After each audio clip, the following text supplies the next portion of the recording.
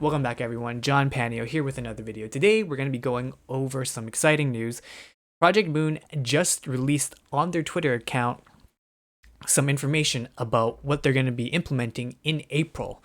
Essentially, they're going to be bringing over the Abyss Dungeon from Genshin Impact, but this is what it's going to be like. So it's going to be rolled out early April 2023. It's called the Refraction Railway Line. It's recommended for levels 30. The Refraction Railway Line 1 is a dungeon where you fight through specific encounters for various weekly rewards. In this content, your identity's current levels, uptide tiers, as well as thread spin tiers of your ego will be carried in, as opposed to standard mirror dungeons. What that means is currently right now, mirror dungeons, you get to start off at level 10 and you can level up your characters and bring in more ego eventually. How this is going to work is whatever characters you have, whether they're level 10, level 15, level 30, whenever you bring in, they'll have it. So it's a very nice endgame content. The aim for this is Refraction Railway 1 will serve as part of the endgame content for Season 1. In Refraction Railway 1, players will be challenged to strategize and build an optimal team out of the identities and ego they've collected and leveled as they travel as far as they can, with corresponding rewards awaiting them. We intend to design high difficulty content in which you can test the limits of your identities and ego that have been built up and strengthened through mirror dungeons and luxevations. Unlike the mirror dungeons that had rogue-like elements, Refraction Railway Line 1 is static. We plan to mix up its composition every month.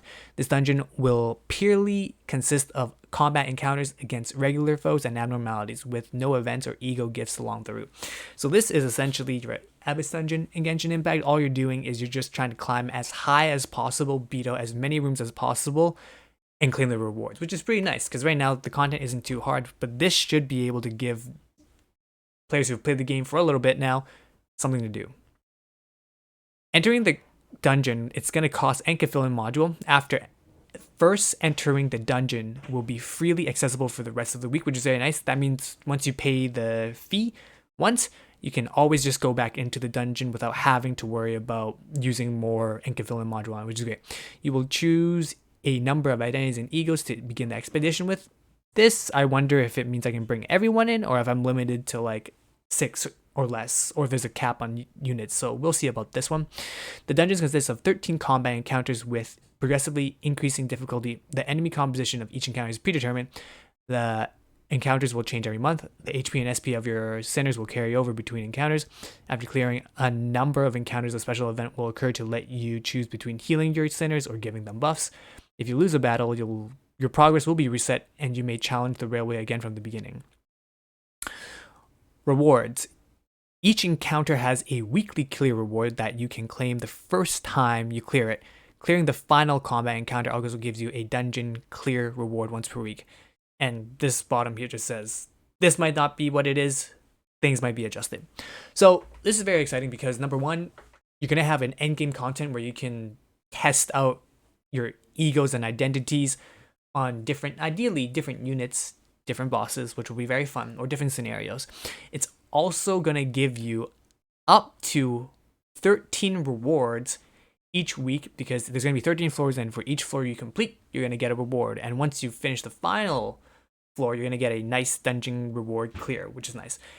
The only thing that seems a little bit more annoying is if you die, you go back to the very beginning.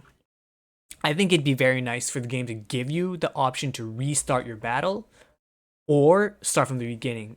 Very similar to how we have checkpoints in dungeons. I feel like this is something where it would be nice to have the option to either restart from the beginning or to restart from the battle. Because sometimes you might get to a point where you know for a fact that you're not going to be winning that floor, so you have to reset. But there are instances where you just get unlucky and you want to be able to, and you might be able to pass the floor if you try again. I think that might still be in the game where it works the same as dungeon, where if you give up before you die, you can re-enter into the fight with full HP. So I think that might be how it works, or not full HP in this case, but with the HP that you do currently have prior to the last floor that you went into. Overall, really exciting content. This is going to be something that I'm going to be really looking forward to.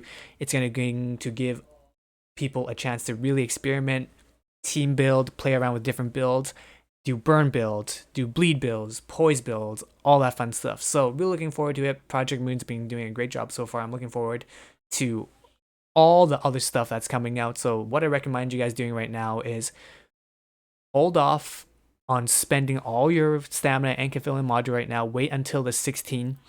Once the 16 hits, you can start doing your thread grind, your EXP grind, and then when April comes along, then you'll have your characters maxed out, ready to go to tackle these dungeons. Obviously, I don't think the first month is going to be crazy in the sense that I don't expect Project Moon to force you to have to pull for characters to be able to clear these floors, because that's not very Project Moon like. Anyways, if you guys are excited, let me know down in the comment section down below.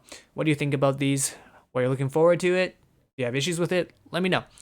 I stream on Twitch almost every day. Most likely I'm going to be streaming Monday to Friday now, but we shall see.